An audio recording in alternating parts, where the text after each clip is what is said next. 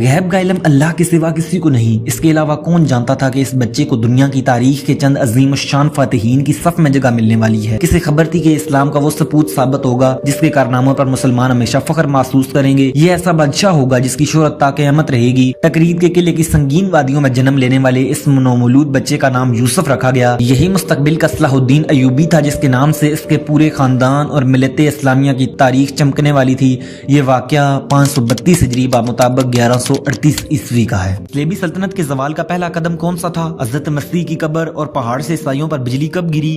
کون سی فتح کو اور فتح الفتوح کہتے ہیں؟ زنگی کا نام خطبے میں کب شامل کیا گیا؟ شام کے چوروں گناہوں سے توبہ کر لو، سزا اور بیڑیاں تمہارے گناہوں کا کفارہ بن جائیں گی۔ اگر تمہارے خیال میں شر و فساد سے ہی تمہاری اصلاح ہو سکتی ہے تو اب محترم سلطان صلاح الدین تمہارے فساد کا بدلہ دینے آ گئے ہیں۔ شام کے چوروں باز آ جاؤ، میں تمہاری خیر خواہی کی بات کر رہا ہوں۔ تم پیغمبر کے اس ہم نام یوسف سے بچ کر رہنا جو عقل اور حسن کا مالک ہے۔ وہ یوسف علیہ السلام تو عورتوں کے ہاتھ قطع کرتے تھے، یہ مردوں کے ہاتھ کاٹا کرتا ہے۔ اس کی آواز میں ایک ایسا درد تھا کہ بہت سے افراد دھاڑے مار مار کر رو دیتے تھے۔ اس کی زبان شعلے اگلتی تھی، اس کے ایک ایک لفظ سے سامعین کے دل و دماغ جھنجھنا اٹھتے تھے۔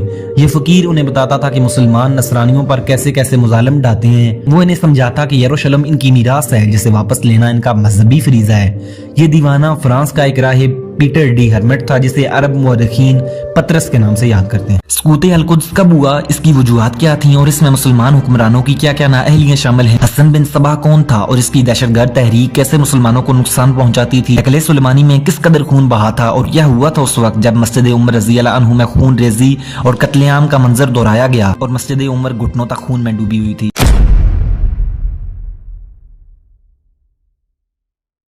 السلام علیکم دوستو، میں ہوں مظفر، آپ دیکھ رہے ہیں اینشنٹ ہسٹورین۔ دوستو، یک بستہ یورپ کے تنگ و تاریک اور پرہجوم بازاروں میں اس قدر رش اس سے پہلے شاید ہی کبھی دیکھا گیا ہو۔ ان دنوں چوکوں اور بازاروں میں خچر پر سوار ایک پستہ قد سیاہ فام فقیر چیختا چلاتا دکھائی دیتا تھا۔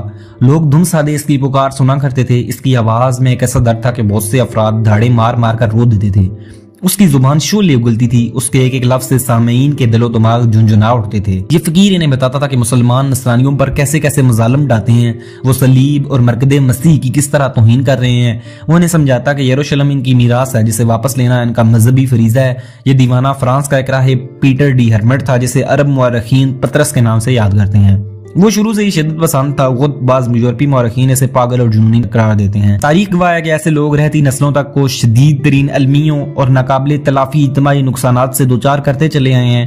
پیٹر ڈی ہرمٹ 484 ہجری بمطابق 1092 عیسوی میں راہبوں کی ایک جماعت کے ساتھ القدس کی زیارت کے لیے گیا تھا۔ دور خلافت راشدہ میں مسلمانوں نے کیسر کو شکست دے کر نصرانیوں کو بحیرہ روم کے پار دھکیل دیا تھا۔ تب سے فلسطین کے مقامات مقدسہ مسلمانوں کی تحویل میں تھے۔ القدسی میں نصرانیوں کی خود ساختہ مرکز مسیح بھی تھی جسے ان کے سب سے مقدس مقام کی حیثیت حاصل ہے۔ مسلمانوں نے نصرانیوں کی مذہبی یادگاروں کو ان کے حال پر رہنے دیا تھا۔ عیسائی اپنے اس مذہبی مرکز کی بازیابی کا خواب صدیوں سے دیکھ رہے تھے مگر ان کا مسلمانوں پر کوئی بس نہیں چلتا تھا۔ نصرانیوں کو مسلم معاشرے میں کوئی تکلیف لاحق نہیں تھی، ان کے گرجے بھی محفوظ تھے اور جان و مال بھی۔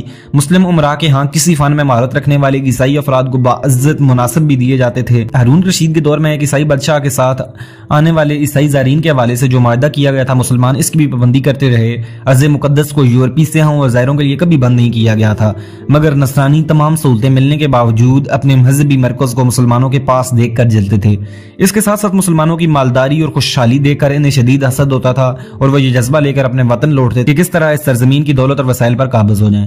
صدیوں سے پنپنے والا یہ حسد، جذبہ انتقام اور حوث مال و ملک گیری صلیبی جنگوں کے اصل محرکات تھے۔ صلیبی جنگوں کے باقاعدہ آغاز سے تقریباً 1.5 سال قبل ہلال و صلیب میں شدید تناؤ کی کیفیت پیدا ہو چکی تھی۔ 4 صدی ہجری میں عباسی خلافت بے اختیار ہو کر دلمی شیعہ امراء کے زیر اثر آ چکی تھی اور عالم اسلام کی وحدت ختم ہو گئی تھی۔ ریاستیں خود مختار، منتشر اور کمزور تھیں۔ اس موقع سے فائدہ اٹھا کر کیسے روم کا سالار نیکوفورس شام کے ساحل پر قابض ہو گیا۔ سیف الدولہ نامی ایک حاکم اس سے لڑتا رہا مگر 356 ہجری میں اس کی وفات کے بعد نصرانیوں کی ہمت بڑھ گئی اور 361 ہجری میں وہ دیار بکر تک قابض ہو گئے۔ یہ لڑائیاں صلیبی جنگیں نہیں کہلاتی مگر ان کی تمہید مانی جاتی ہیں۔ نصرانیوں کی یہ فتوحات پائیدار ثابت نہ ہوئی اور مسلمانوں نے اپنے علاقے کچھ مدت بعد آزاد کرا لیے مگر اس سے یہ ثابت ہو گیا کہ مسلمان اب نصرانیوں کے مقابلے میں ناقابل شکست قوت نہیں رہے۔ اس دوران عیسائی زائرین کی بیت المقدس میں آمد جاری تھی انہوں نے مقدس سرزمین کے آداب کو فراموش کر کے جگہ جگہ مچانا شروع کر دیا تھا. وہ ہزاروں کی تعداد میں بڑے بڑے قافلے بنا کر آتے اور بعض اوقات راستے میں پڑنے والے اسلامی شہروں کی انتظامیہ کو تنگ کر کے رکھ دیتے تھے. پادریوں نے یروشلم کی زیارت کو دوزخ سے آزادی کا ذریعہ قرار دیا ہوا تھا, اس لیے زائرین کے قافلوں میں بڑی تعداد شرابیوں, بدکاروں اور گنڈوں کی ہوتی تھی جو تمام گناہوں سے پاک ہونے کے شوق میں جھوک دور جھوک ادھر کا رخ کرتے تھے, مگر وہ خدا خوفی, پرہیزگاری اور ادب و انکسار سے کوسوں دور رہتے. راستے بھر ناچتے گاتے, شراب نوشی کرتے اور باجے بجاتے القدس میں داخل ہوتے. جب ان کی خرمستیاں حد سے بڑھ گئیں تو مسلم حکمرانوں نے ان پر کچھ پابندیاں عائد کر دیں اور انہیں مجبور کیا کہ وہ خاموشی اور ادب و احترام کے ساتھ ارض مقدس میں آئیں. خلاف ورزی کرنے والوں کے ساتھ سختی بھی کی گئی. اس رویے کو عیسائی زائروں نے جبر و تشدد کا نام دے دیا. پیٹر راہب جب القدس پہنچا تو ان دونوں بھی زائرین پر کچھ پابندیاں عائد تھیں. پیٹر نے ان پابندیوں کو سخت نفرت کی نگاہ سے دیکھا اور تمنا کی کہ اس طرح یہ مقدس شہر مسلمانوں سے واپس لے لیا جائے. القدس کے بڑے پادری نے اسے مسلمانوں کے مظالم کی فرضی قصے سنا کر مزید مشتعل کر دیا. جب پیٹر نے بیت المقدس کو مسلمانوں سے چھیننے کا جذبے کا اظہار کیا تو بڑے پادری نے جواب دیا, یورپی تاجدار ہی اگر ہمیں نجات دے سکتے ہیں. اس پر پیٹر نے شاہانہ یورپ کو جھنجھوڑنے کی ذمہ داری قبول کی اور بش نے اسے یورپی بادشاہوں کے نام خطوط دیے جن میں انہیں شام پر حملے کی دعوت دی گئی تھی. پیٹر یہ خطوط لے کر اٹلی کے دارالحکومت روم میں کلیسا کے سربراہ پوپ سے ملا. صدیوں سے کلیسا دو حصوں میں تقسیم تھا. ایک مشرقی کلیسا تھا جس کا مرکز قسطنطنیہ تھا, دوسرا مغربی کلیسا جس کا مرکز روم تھا. دونوں میں صدیوں سے عداوت چلی آ رہی تھی مگر مسلم دشمنی میں دونوں ایک تھے. پیٹر راہب روم کے پوپ اربن ثانی سے ملا جو حد درجے متعصب انسان تھا. اس نے القدس کی بازیابی کے خیال کو بڑی دلچسپی سے سنا اور پیٹر کو گلے لگا کر اسے یہ مہم سونپی کہ وہ یورپ کے کونوں کونوں میں جا کر عوام اور حکام کو شام پر حملے کی دعوت دے. بس پھر کیا تھا, پیٹر یورپ کے دورے پر نکل گیا اور اس نے پورے یورپ کو مسلمانوں کے خلاف مشتعل کر دیا. اس نے یہ دعویٰ بھی کیا کہ اسے یروشلم میں یسوع کی قبر سے یہ پکار سنائی دی تھی کہ اٹھ میرے پیروکاروں کے مصائب کا چرچا کر, یہ وقت ہے کہ میرے خدا کی نصرت ہو اور مقدس مقامات آزاد ہوں. پیٹر کے انداموں اور شعلہ نوا تقاریر نے اہل یورپ کو مشرق پر ٹوٹ پڑنے کے لیے اس طرح ابھارا کہ لگتا تھا کہ ان کے پاس جینے کا کوئی اور مقصد ہے ہی نہیں.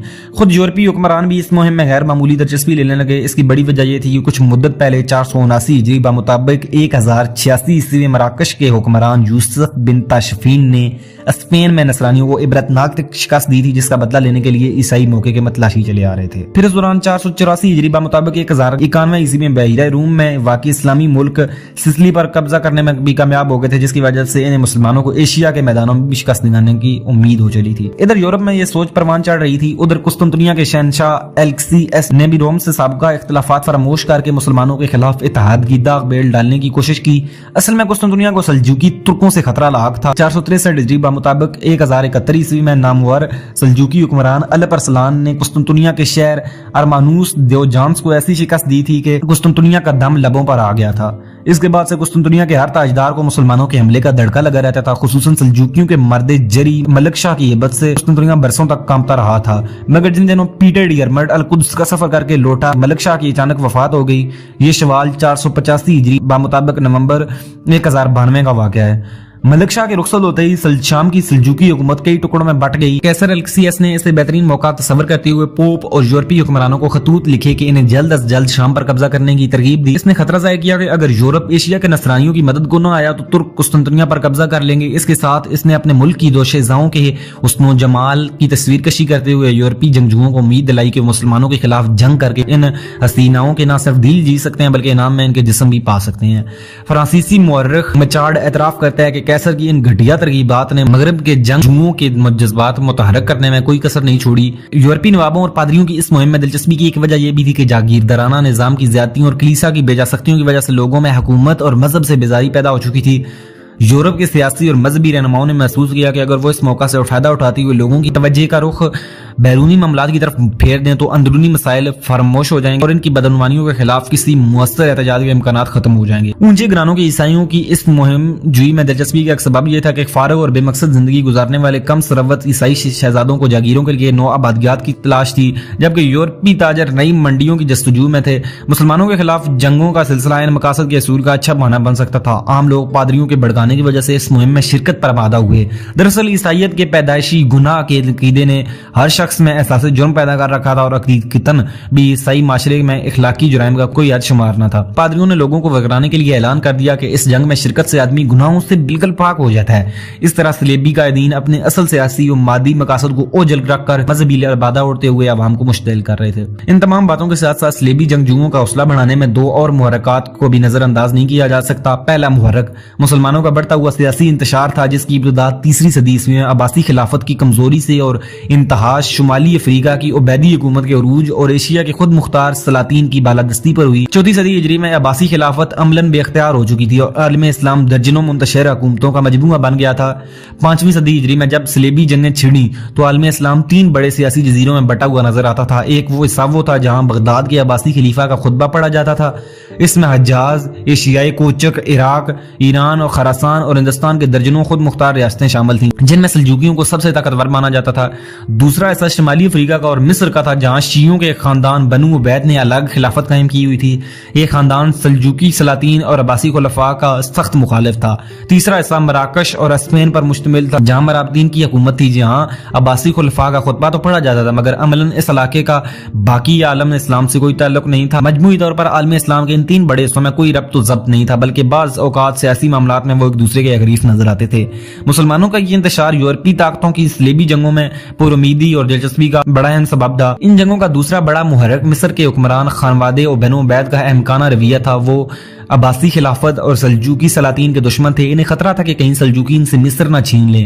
ملک شاہ کے دور میں جب سلجوکی عملداری شام کی سرحدوں تک پھیل گئی تو بنو عبید کے خدشات مزید بڑھ گئے۔ آخرکار عبیدی حکمران مستنصر باللہ نے 462 ہجری بمطابق 1070 عیسوی میں صلیبیوں کو شام پر حملے کی دعوت دے ڈالی تاکہ اس کے مخالف سلجوکی کمزور پڑ جائیں۔ مستنصر کو یہ بھی امید تھی کہ صلیبی شام پر قابض ہو کر اس کے اور صلیبیوں کے درمیان حائل ہو جائیں گی اور مصر سلجوکیوں کی یلغار کے خطرات سے محفوظ ہو جائے گا، جو ملک شاہ کے بھائی تاج الدولہ تنتش کی قیادت میں شام میں بڑھتے چلے آ رہے تھے۔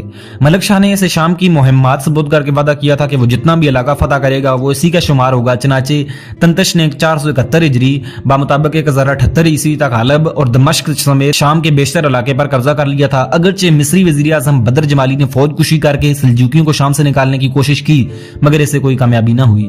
485 ہجری بمطابق 1092 عیسوی میں تنتش نے حمامس بھی فتح کر لیا۔ القدس بھی اسی کے پاس تھا اور اس کی جانب سے امیر ارتک یہاں کا حکم تھا۔ یہ وہ وقت تھا کہ پیٹر راہب القدس کی زیارت کر کے واپس جا چکا تھا۔ رمضان 485 ہجری بمطابق اکتوبر 1092 عیسوی میں سلجوکیوں کے عظیم بادشاہ ملک شاہ کا انتقال ہو گیا، جس کے فوراً بعد اس کے بیٹوں برکیارک، محمود اور محمد میں اقتدار کی جنگ چھڑ گئی۔ اس سے یورپی فرنگیوں اور مصر کے بنو عبید دونوں کو اپنی اپنی جگہ فلسطین پر قبضے کی امنگ پیدا ہو گئی۔ 3 سال ہی گزرے تھے کہ بنو عبید کا حکمران مستنصر بھی، جس نے 60 سال تک مصر پر حکومت کی تھی، 487 ہجری بمطابق 1094 عیسوی میں فوت ہو گیا۔ اس طرح مصر کی حکومت بھی کمزور پڑ کر صلیبیوں سے اپنے ملک کا دفاع کرنے کے قابل نہ رہی۔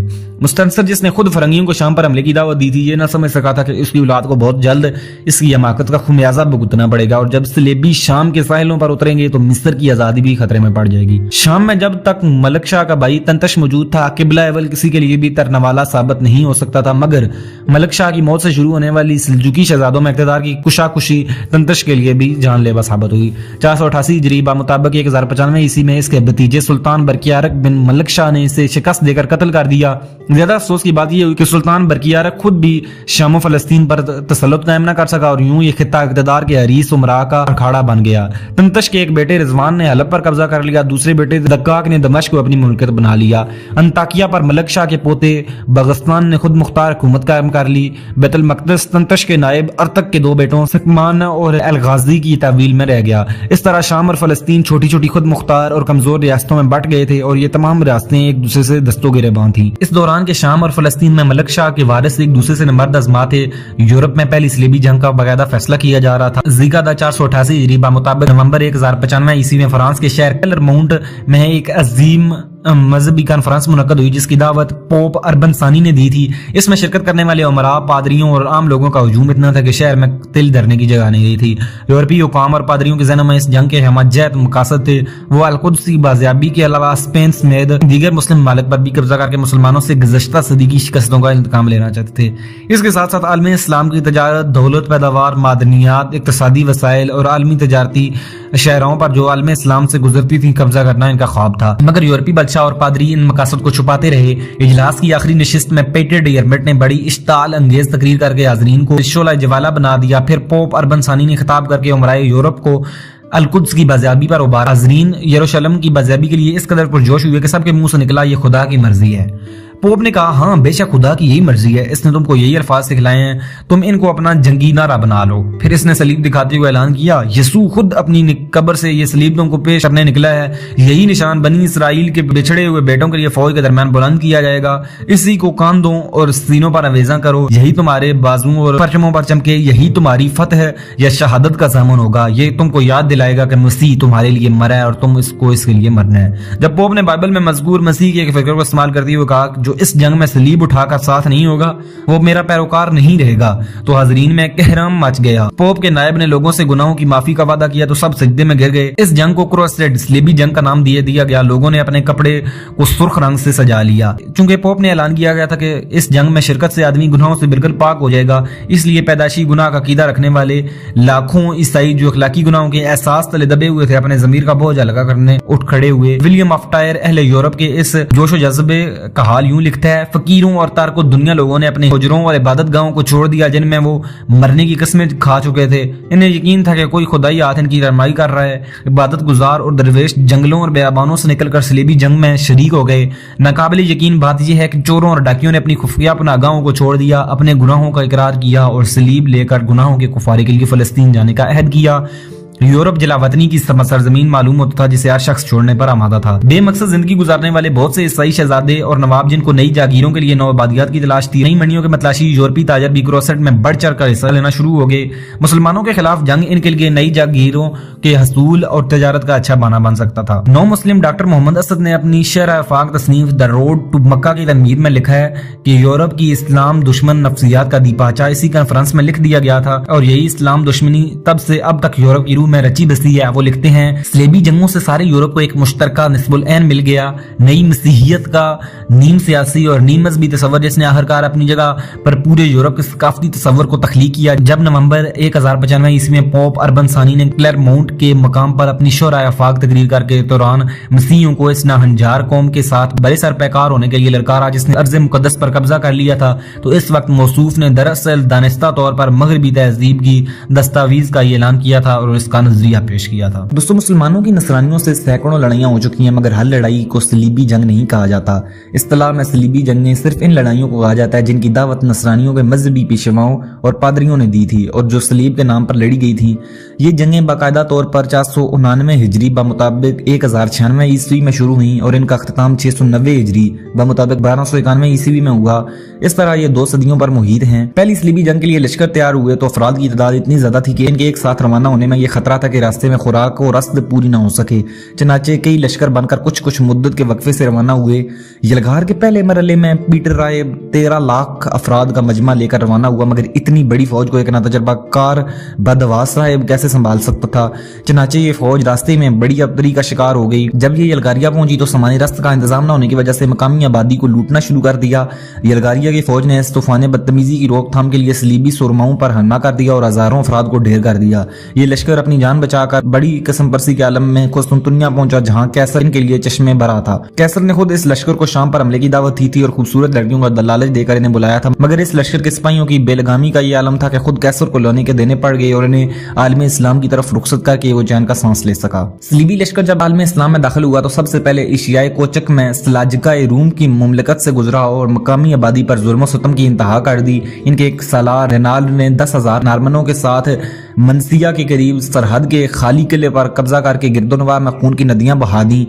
فرانسیسی مورخ مچارڈ تاریخ حروب صلیبیہ میں لکھتا ہے انہوں نے صلیب کے نیچے ایسے جرائم کا ارتکاب کیا کہ فطرت ان کے تصور سے کانپ اٹھتی ہے۔ نیز وہ لکھتا ہے کہ صلیبیوں نے منیسا کے نواح میں بھیانک مظالم ڈھائے، بچوں کو ٹکڑے ٹکڑے اور بوٹی بوٹی کر کے سیخوں پر چڑھا دیا۔ یہ سلاجقہ روم کا علاقہ تھا جو خراسان اور شام کے سلجوکیوں سے الگ ایک شاہی خانوادہ تھا۔ اس کا بانی سلجوکی قبیلے کا ایک سردار سلیمان تھا جسے الپ ارسلان سلجوکی نے ایشیائے کوچک کا حکم مقرر کیا مگر اس نے یہاں خود مختار ریاست قائم کر لی جس کا مرکز کونیا تھا۔ جب یہ صلیبی لشکر یہاں پہنچا تو کونیا میں سلیمان کے جانشین سلطان کلیج ارسلان کی حکومت تھی۔ اس نے نصرانیوں کے مظالم سے آواز باختہ ہوئے بغیر فوری طور طور پر جوابی حملہ کیا اور ان کی غیر مرتب فوج کو شکست دے کر منیسا اور دیگر تمام سرحدی علاقوں کو خالی کرا لیا۔ مچاڑ کے مطابق صلیبی جنگ کے اس ابتدائی مرحلے میں 3 لاکھ صلیبی موت کے گھاٹ اتر گئے۔ مچاڑ لکھتا ہے کہ وہ ترکوں کا پہلا حملہ بھی برداشت نہ کر سکے اور تقریباً سبھی تہتے ہو گئے۔ صرف وہ لوگ بچے جنہوں نے دین اسلام قبول کرنے اور نصرانیوں کے خلاف لڑنے کی قسمیں کھا کر اپنی جان بچائی۔ پیٹر چند بچے کچھ افراد کے ساتھ بڑی مشکل سے جان بچا کر یورپ لوٹ جانے میں کامیاب ہو گیا، مگر یہ شکست اس کی ساری ناموری پر پانی پھیر دینے کے لیے کافی تھی۔ چنانچہ صلیبی جنگوں کے لیے یورپ کو بدحواس کرنے والا یہ بدبخت انسان باقاعدہ جنگوں کے آغاز سے پہلے ذلیل و خوار ہو کر گمنامی کے گوشے میں جا پڑا۔ اس شکست کے باوجود اہل یورپ کا جوش و خروش کم نہ ہوا اور یورپ کے بڑے بڑے عمراء نے پیشہ ور افواج کے ساتھ ارض مقدس جانے کی تیاری کر لی۔ کلرمونٹ کانفرنس کے 8 ماہ بعد لورین کا جنگ آزما نواب گارڈفرے ڈی بولین 80,000 پیادے اور 10,000 گھڑ سوار لے کر پابہ رکاب ہوا۔ اس کے 2 بھائی ایلسٹیس اور بالڈون بھی اپنی فوجوں کو ساتھ لے کر چل پڑے۔ اس کا چچیرا بھائی بالڈون ڈی بورک بھی پیچھے نہ رہا۔ اٹلی کا ایک نواب بوہیمنڈ نارمنڈی کا حکمران رابرٹ بھی صلیب اٹھا کر مقدس جنگ کے لیے نکل پڑا۔ جنوبی فرانس سے ریمنڈ اور ایڈہمبر 1 لاکھ فوج لے کر شریک ہوئے۔ اس طرح اس فوج کی مجموعی تعداد 5 لاکھ پیادہ اور 1 لاکھ سواروں تک پہنچ گئی۔ قسطنطنیہ سے ہوتے ہوئے یہ فوج 21 جمادی الاول 490 ہجری بمطابق 6 مئی 1097 عیسوی کو سلجوقی ترکوں کے سرحدی قلعے منیسا کے سامنے پہنچ گئی۔ ترکوں نے مقابلے کی تیاری کر رکھی تھی۔ 1 ماہ تک جنگ ہوتی رہی۔ آخر میں رابرٹ نارمنڈی کے آ جانے سے صلیبیوں کا محاصرہ مزید سخت ہو گیا۔ تب ترکوں نے صلیبیوں کے آگے ہتھیار ڈالنے کی بجائے اپنا قلعہ قسطنطنیہ کے قیصر کے حوالے کر دیا۔ اس کے بعد 16 رجب بمطابق 29 جون کو صلیبی لشکر شام کی سرحد پر آ کر انطاکیہ کی سمت روانہ ہو گیا۔ راستے میں سلجوقی ترکوں نے گھیر لیا۔ عیسائی بڑی مشکل سے ان کے نرغے سے نکل سکے۔ آگے چل کر راستہ بٹر جانے کے سبب وہ بدترین بھوک اور پیاس کا شکار ہو گئے۔ کئی 100 افراد ایک ہی دن میں مر گئے۔ سپاہیوں نے نکاحت کی وجہ سے بھاری زرہیں اتار پھینک دیں۔ جولائی کی گرمی میں شدید پیاس نے تڑپا دیا۔ فوج مختلف راستوں میں بکھر گئی اور آخرکار 12 ذوالقعدہ 490 ہجری بمطابق 21 اکتوبر 1097 عیسوی کو انطاکیہ کے سامنے جمع ہو گئی۔ اس وقت شام میں سیاسی انتشار کی وجہ سے ملک شاہ کا پوتا باغستان یہاں کا خود مختار حکم تھا۔ اس کے پاس 15,000 سپاہی تھے جو 3 لاکھ کے اس لشکر کے سامنے ڈٹ گئے اور 7 ماہ تک کا شہر کا دفاع کرتے رہے۔ اس مدت میں کئی عیسائی نواب دیگر شہروں پر بھی ہاتھ صاف کرنے نکل کھڑے ہوئے۔ ان میں سے بالڈون سب سے کامیاب رہا جس نے ساحلی شہر ترتوس پر قبضہ کیا۔ پھر شمال میں ایڈیسیا کے شہزادے تھوروس نے جو شاہ قسطنطنیہ کا باج گزار تھا اسے سلجوقی ترکوں کے خطرات کی روک تھام کے لیے اپنے ہاں بلا لیا۔ بالڈون اس کی مدد کے عنوان سے وہاں پہنچ گیا۔ کچھ مدت بعد شہزادہ مر گیا اور بالڈون ایڈیسا کا مالک بن گیا۔ اسی طرح یورپی عمران میں وہ سب سے پہلے ایک مستقل ریاست حاصل کرنے میں کامیاب ہو گیا۔ اگرچہ اس طرح وہ صلیبی جنگ میں شریک نہ رہ سکا اور لشکر سے الگ ہو گیا، مگر بعد میں وہ صلیبی لشکر خود رست پہنچانے میں سب سے زیادہ فعال کردار ادا کرتا رہا۔ اس دوران مصر کے ایک عبیدی حکمران نے خود غرضی کی انتہا کر دی۔ وہ شام کی سیاسی افراتفری سے فائدہ اٹھاتے ہوئے اس کے زیادہ سے زیادہ علاقے پر قبضہ کرنے کی مہم شروع کر چکا تھا۔ اس کی فوج نے ربیع الاول 490 ہجری بمطابق مارچ 1097 عیسوی میں شام کے ساحلی شہر سور پر قبضہ جما لیا تھا۔ پھر اس نے بیت المقدس کا محاصرہ کر کے 6 ہفتوں کے بعد شعبان 490 ہجری بمطابق جولائی 1197 عیسوی میں سے سلجوقیوں سے چھین لیا تھا۔ اب القدس میں عبیدیوں کا نائب افتخار الدولہ حکم بن گیا۔ عبیدی حکمران کو اس ناپاک حرکت کے بعد خود ہی یہ خطرہ لاحق ہو گیا تھا کہ عیسائی کہیں اس سے اپنی دوستی فراموش کر کے اس کے مقبوضات پر ہاتھ صاف نہ کرنا شروع کر دیں۔ چنانچہ اس نے انطاکیہ کا محاصرہ کرنے والے صلیبی قائدین کے پاس اپنا سفیر بھیج کر بزدلانہ چپلوسی پر مبنی یہ پیغام دیا کہ صلیبیوں نے جو فتوحات آل علی کے دشمن سنی ترکوں کے خلاف حاصل کی ہیں، ان کو دیکھتے ہوئے ہمیں یقین ہو گیا کہ آپ کو خدا ہی نے ایشیا میں بھیجا ہے تاکہ آپ انصاف کا وسیلہ بنیں۔ ہم جانتے ہیں کہ صلیبیوں کی سب سے بڑی خواہش القدس کی زیارت ہے، بس ہم آپ کو 1 ماہ کا وقت دیتے ہیں کہ آپ بغیر ہتھیاروں کے القدس میں جائیں اور پوری آزادی سے زیارت اور عبادت کی رسوم بجا لائیں۔ اس صورت میں آپ کو خلیفہ کا پورا تعاون میسر رہے گا۔ عبیدی حکمران نے اس پیشکش کو نامنظور کرنے کی صورت میں صلیبیوں کو خطرناک انجام کی کھوکھلی دھمکی بھی دی تھی۔ صلیبی سورما جو یروشلم پر بزور شمشیر قبضہ کرنے کی ٹھان کر آئے تھے، بھلا مصر کے کمزور حکمران کی بات پر کیوں کان دھرتے؟ انہوں نے سفیر کو سخت الفاظ میں جواب دیتے ہوئے کہا، ہم قسم کھا چکے ہیں کہ ہم یروشلم کو مسیح کے منکروں سے آزاد کرائیں گے۔ اپنے آقا کو بتا دو کہ جو صلیبی انطاکیہ کے پاس خیمہ زن ہیں وہ مصر کی حکومت سے ڈرتے ہیں، نہ بغداد کے خلیفہ سے۔ انطاکیہ کے محاصرہ پورے جوش و خروش سے رہا۔ اس دوران حمص، کیساریہ، حلب اور دمشق سے کچھ فوجیں محصورین کی مدد کے لیے روانہ تو ہی تھیں، مگر وہ راستے میں نصرانیوں سے کچھ جھڑپوں کے بعد واپس چلی گئیں۔ اس طرح اہل شہر کسی بیرونی امداد سے بالکل محروم رہے۔ شام کے دیگر شہروں کے حکام انطاکیہ والوں کی کوئی مدد نہ کر سکے، کیونکہ ایک تو وہ خود منتشر تھے، دوسرے اس وقت وہ عبیدیوں کے حملے سے خود کو بچانے کی فکر میں مبتلا تھے۔ شاید انطاکیہ اب بھی بچ جاتا، کیونکہ سلجوقی سلطان اور دوسرے شہروں کے حکام نے آخر میں اہل انطاکیہ کی مدد کے لیے ایک بڑی فوج روانہ کر دی تھی جو حاکم موصل کربوکا کی قیادت میں ان قریب پہنچنے والی تھی، مگر فیروز نامی ایک غدار امیر نے نصرانیوں کی فتح کی راہ ہموار کر دی۔ یہ امیر در حقیقت عیسائی تھا، مگر بظاہر مشرف با اسلام ہو کر مسلمانوں کو دھوکہ دے رہا تھا۔ حدیث ایک تھی کہ انطاکیہ کا حاکم بغستان اس پر پورا اعتماد کرتا تھا۔ فیروز نے صلیبی لشکر کے نواب بوہیمنڈ سے ساز باز کر لی اور ایک شب شہر کے باشندے بے فکر ہو کر سو رہے تھے، اس نے اپنے اختیارات سے کام لیتے ہوئے صلیبیوں کو شہر میں داخل ہونے کا موقع دے دیا۔ صلیبی ایک طوفان کی طرح شہر میں گھس گئے اور لوگوں کا قتل عام شروع کر دیا۔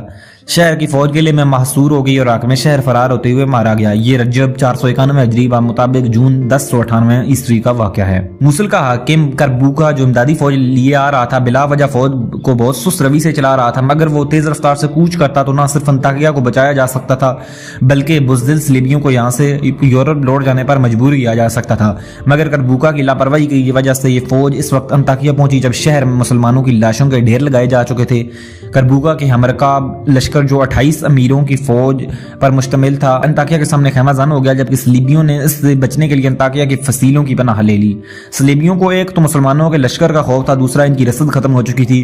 وہ گھوڑوں کو کاٹ کاٹ کر اور درختوں کے پتے چبا کر اپنا پیٹ بھر رہے تھے۔ انہوں نے گھبرا کر کربوکا سے امان مانگی، مگر کربوکا نے جواب دیا اب تو تلوار ہی فیصلہ کرے گی۔ کربوکا کا یہ جواب شجاعت نہیں تکبر پر مبنی تھا۔ وہ ایک بد اخلاق انسان تھا جس کی درشتی اور تحقیر امیز رویے سے تمام محتاط افسران بد دل ہو چکے تھے۔ ادھر نصرانیوں کو زندگی اور موت کی کشمکش میں دیکھ کر ان کے ایک راہب نے عجیب چال چلی۔ اس نے چپکے سے ایک پرانا نیزہ زمین میں دفن کر دیا اور فوج کے امراء سے کہا سنا ہے کہ یسوع مسیح کا ایک نیزہ انطاکیہ میں دفن ہے، اسے تلاش کرو، اگر مل گیا تو فتح ہمارا مقدر ہے، اگر نہ ملا تو ہلاکت طے ہے۔ راہب کے کہنے پر امرائے فوج نے 3 دن تک روزے رکھے اور دعائیں کی، پھر راہب کے کہنے پر کھدائی کی گئی تو ایک جگہ سے وہ نیزہ مل گیا۔ اس سے صلیبیوں میں ایک جوش پھیل گیا اور وہ مقابلے کے لیے کمر بستہ ہو کر کھلے میدان میں نکل آئے۔ پیر 25 رجب 491 ہجری مطابق 28 جون 1098 عیسوی کو دونوں لشکروں میں گھمسان کا رن پڑا۔ کربوکا کی نااہلی کی وجہ سے مسلمان پرجوش صلیبیوں کے سامنے جم کر نہ لڑ سکے اور ان کے سینکڑوں افراد شہید ہوئے اور باقی ماندہ پسپا ہو گئے۔ اس شکست فاش نے شام اور فلسطین کے مسلمانوں کی قسمت کا فیصلہ کر دیا۔ صلیبی چاہتے تو کسی دقت کے بغیر القدس کی طرف بڑھ سکتے ہیں، مگر اکثر نواب اپنے لیے الگ الگ شہر بھی فتح کرنا چاہتے تھے، اس لیے کئی ماہ تک وہ مختلف ساحلی شہروں پر حملہ کرتے اور مسلمانوں کے خون سے ہولی کھیلتے رہے۔ نواب ریمنڈ نے البیرا کو فتح کر کے وہاں تمام مسلم آبادی کو فنا کر دیا۔ محرم میں اس نے ایسا قتل عام شروع کیا کہ کوئی شخص مسلمانوں کی لاشوں سے گزرے بغیر شہر میں داخل نہیں ہو سکتا تھا۔ ترتوس کو مسلمانوں نے خود خالی کر دیا تھا۔ صلیبی اس پر قبضہ کرتے ہوئے عکا پہنچ گئے۔ مسلمانوں نے یہاں کئی ماہ تک سخت مدافعانہ لڑائی لڑی۔ صلیبیوں نے شام اور فلسطین کے ان ساحلی شہروں کی مہمات میں 1 لاکھ سے زائد افراد کا خون بہایا۔ اس دوران ایک ناعقبت اندیش سلجوقی ترکوں کا حکمران قیصر القسطیس مغربی عیسائی حکمرانوں اور صلیبی لشکر کے قائدین سے خط و کتابت کرتا رہا۔ وہ غالب فریق کا اتحادی بن کر اپنے مفادات حاصل کرنے کی تک دو میں تھا۔ اس نے صلیبی سرداروں کے لیے قیمتی تحائف بھی بھیجے۔ گاڈفرے کو 40,000 اشرفیوں، 30 بیش قیمت جوڑوں اور سونے چاندی کے ساز و سامان سے سجے ہوئے عربی گھوڑے کی خلط پیش کی۔ اس کی خواہش تھی کہ وہ کسی طرح بیت المقدس کو جس نے اسے کچھ مدت قبل ہی سلجوکیوں سے چھینا تھا بدستور اپنے پاس رکھے، مگر صلیبیوں نے اس کی خواہش کو دوبارہ آکار سے مسترد کر دیا۔ آخرکار عیسائی لشکر سمندر کے ساتھ ساتھ سفر کرتے ہوئے رملہ سے ہو کر 6 جون 1099 عیسوی کو القدس کے سامنے پہنچ گیا، جہاں مستعلی کا نائب افتخار الدولہ انتظام سنبھالے ہوئے تھا۔ یہاں تک پہنچتے 3 لاکھ صلیبیوں میں سے صرف 50,000 افراد رہ گئے۔ اگر مسلمان اتحاد و اتفاق سے کام لیتے تو اس لشکر کو شکست دینا کچھ مشکل نہ تھا، مگر افسوس کہ القدس کے محصورین کے لیے شام سے لے کر بغداد تک کہیں سے کوئی مدد نہ پہنچی اور تاریخ کا وہ دردناک ترین دن آ کر رہا جب صلیبیوں نے 42 دن کے محاصرے کے بعد بیت المقدس پر قبضہ کر لیا اور وہاں خون کی ندیاں بہا دیں۔ فرانسیسی مورخ میشو کے بقول صلیبیوں نے ایسے تعصب کا ثبوت دیا تھا جس کی مثال نہیں ملتی۔ عربوں کو اونچے اونچے برجوں اور مکانوں کی چھتوں سے گرایا گیا، آگ میں جلایا گیا، گھروں سے نکال کر میدانوں میں جانوروں کی طرح گھسیٹا گیا۔ صلیبی جنگجو مسلمانوں کو مقتول مسلمانوں کی لاشوں پر لے کے جا کر قتل کرتے، کئی ہفتوں تک قتل عام کا یہ سلسلہ جاری رہا۔ 70,000 سے زائد مسلمان صرف مسجد اقصی میں تحقیق کیے گئے۔ مچارڈ لکھتا ہے کہ گلیوں اور گھروں میں مسلمانوں کا قتل عام کیا گیا۔ یروشلم میں شکست خوردہ مسلمانوں کے لیے کوئی جگہ نہیں تھی۔ نیز وہ کہتا ہے جب عیسائی مسجد عمر رضی اللہ عنہ پر قابض ہوئے جہاں مسلمانوں نے تھوڑی دیر کے لیے بنا لی تھی تو خون ریزی اور قتل عام کا منظر دہرایا گیا۔ سوار اور پیادہ صلیبی مسجد میں گھس کر مسلمانوں میں گڑبڑ ہو گئے۔ اس ہیبت ناک ہنگامے میں گریا ازاری اور موت کی چیخو پکار کے سوا کچھ سنائی نہیں دیتا تھا۔ فاتحین بھاگنے کی کوشش کرنے والوں کا تعاقب کر کے لاشوں کے ڈیروں کو پامال کر رہے تھے۔ ریمنڈ ڈی اگلیس کا چشمدید بیان ہے کہ مسجد کے اندر اور صحن میں مقتولین کا بہتا ہوا خون ہمارے گھوڑوں کی لگاموں تک پہنچ گیا تھا۔ فرانسیسی مورخ लेबान का बयान है कि हमारे लोग बच्चों के टुकड़े टुकड़े कर रहे थे, जवानों और बूढ़ों को कत्ल कर रहे थे, किसी जानदार को जिंदा नहीं छोड़ते थे, जल्द फारूक होने के लिए एक ही रस्सी में कई अफराद को लटका रहे थे। शहर के रास्तों में खून के दरिया बह रहे थे और चारों तरफ लाशें फैली हुई थी। बैतुल मक़दस के रास्तों और हर जगह पर सिरों और हाथ पैरों के अनबार लगे हुए थे, मगर जो कुछ वक़ूअ पज़ीर हुआ इसके मुकाबले में ये बहुत कम है। हैकल सुलेमानी में इस कदर खून बहा कि इसमें लाशें तैरती फिरती थीं। सुकूत अल-कुद्स 23 शैबान 492 हिजरी बामुताबिक 15 जुलाई 1099 ईस्वी को हुआ। ईसाई कमांडरों ने इसके बाद पोप को खुशखबरी का पैगाम भिजवाया और इसमें लिखा, अगर आप दुश्मनों के साथ हमारा सलूक मालूम करना चाहते हैं तो मुख्तसरन इतना लिख देना काफी है कि जब हमारे सिपाही सुलेमान अलैहिस्सलाम की इबादतगाह मस्जिद उमर रज़ियल्लाहु अन्हु में दाखिल हुए तो उनके घुटनों तक मुसलमानों का खून था, मगर ये कत्लेआम भी सलीबियों के गैज़ व गज़ब को सर्द न कर सका। तीसरे दिन सलीबी कायदीन ने एक मजलिस से मुशावरत मुनक्कद करके फैसला किया कि यरूशलेम के बाकी मानदा तमाम मुसलमानों और यहूदियों को भी कत्ल कर दिया जाए। चनाचे मजीद एक हफ्ते तक मकामी बाशिंदों को चुन चुन पर मौत की घाट उतारा गया।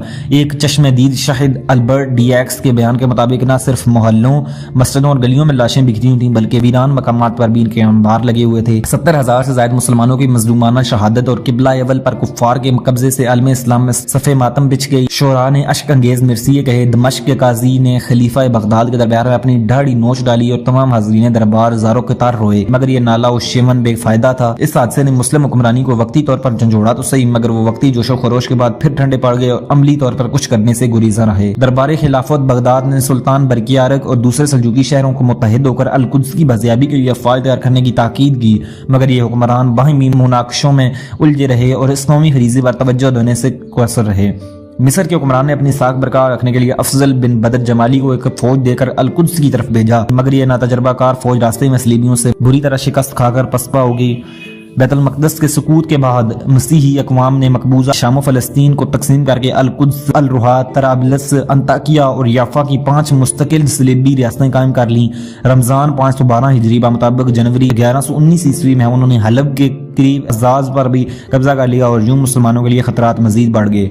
इस दौर में दुनिया इस्लाम को एक और नहायत पर खतर तहरीक का सामना करना पड़ गया। ये हसन बिन सबह नामी एक दहशतगर्द की खुफिया तंजीम थी जिसका मरकज शिमाली ईरान के बुलंद तरीन कोहिस्तान में कोहे अलमूद की चोटियों पर था। हसन बिन सबह ने यहाँ एक मसनूई जन्नत बनाई थी जहाँ हूरों की एक झलक दिखाकर वो अपने मुरीदों को बड़ी से बड़ी कुर्बानी पर आमादा कर लेता था। ये मुरीद खुफिया कारिंदों के तौर पर दुनिया इस्लाम के हर मुल्क, हर दरबार और हर शोबे में मौजूद रहते थे और मरकज से इशारा मिलते ही अपने मुखालिफिन को खंजरों का निशाना बना डालते थे। ये तंजीम आलम इस्लाम के लिए यूरोप के नसरानियों और मिस्र की खुद साख्ता फातमी खिलाफत से कम खतरनाक न थी। गर्ज हालात नहायत परेशान कुन थे। आलम इस्लाम के अक्सर हुक्मरान खाना जंगियों में मस्त थे, बहुत सलीबियों के हलीफ बन गए थे। इनमें से कोई एक भी नसरानियों से टकराने का हौसला न रखता था। यही वो दिन थे जब कर्दिस्तान का एक गुमनाम खानदान शाम आकर आबाद हुआ। ये वो खानदान था जिसकी किस्मत में अल-कुद्स की बाज़ियाफत की शहादत लिख दी गई थी। शाजी बिन मरवान के 2 बेटे थे, एक अयूब और दूसरा शेर को। अपने बेटों के बेहतर मुस्तकबिल के लिए वो अपने एक दोस्त के तवस्सुल से तकरीब पहुंच गया और वहां के इंतजामी मामलात संभालने लगा। इसकी वफात के बाद इसका बेटा अयूब वहां का मुंतजिम बन गया, जो बाद में नजमुद्दीन अयूब के नाम से मशहूर हुआ। दोस्तों अब आपको मैं लेकर चलता हूँ इमादुद्दीन ज़ंगी की तरफ। दोस्तों सुकूत अल-कुद्स के तकरीबन 40 साल तक इस आलम इस्लाम पर शदीद जुमूद तारी रहा था, मगर फिर यका इन साकत लहरों में इज़्तिराब पैदा हुआ और इमादुद्दीन ज़ंगी की शक्ल में एक चट्टान आलम इस्लाम के दिफा के लिए उभर आई। इमादुद्दीन ज़ंगी के पे दर पे हमलों ने ईसाई फातिहीन के दिमाग से तमाम इस्लामी दुनिया को ज़ेरे नगीं करने का ख्याल निकाल दिया और वो फ़लस्तीन और शाम के मकबूजात के दिफा को ही अपनी बड़ी कामयाबी समझने लगे। इमादुद्दीन ज़ंगी का बाप मलक शाह सल्जूकी का मोतमिद तरीन गुलाम था। मलक शाह ने इसे कसीमल दौला का खिताब दिया था। वो निहायत शरीफ, दलेर और बेदार मगज इंसान था। मलक शाह ने इसे अलब का हाकम बनाया तो इसके अदल इंसाफ की हर तरफ तारीफ हुई। इसने मूसल और दियार बकर को भी मलक शाह के जानसीन सुल्तान बरकियारत के लिए मस्खर किया। इसके ज़ेर इंतज़ाम इलाकों का अमन अमान मिसाली था। काफिलों के रास्ते निहायत महफूज थे। लोग चैन की जिंदगी गुजार रहे थे।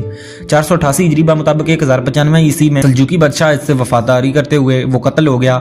इस वक्त इसका बेटा इमादुद्दीन सिर्फ 10 साल का था। इसके एक दोस्त करबूका ने, जो कि मूसल का हाकम था, इस यतीम बच्चे की परवरिश की, यहाँ तक कि यह बच्चा कड़ियल जवान बनकर मूसल की फौज में बहादुरी के जोर दिखाने लगा और इसकी गैर मामूली काबिलियत मशहूर होती चली गई। करबूका के बाद मूसल के जितने भी हाकम तब्दील हुए, सब ने इमादुद्दीन ज़ंगी की जुर्रत और मुबारका दानी को सराहा।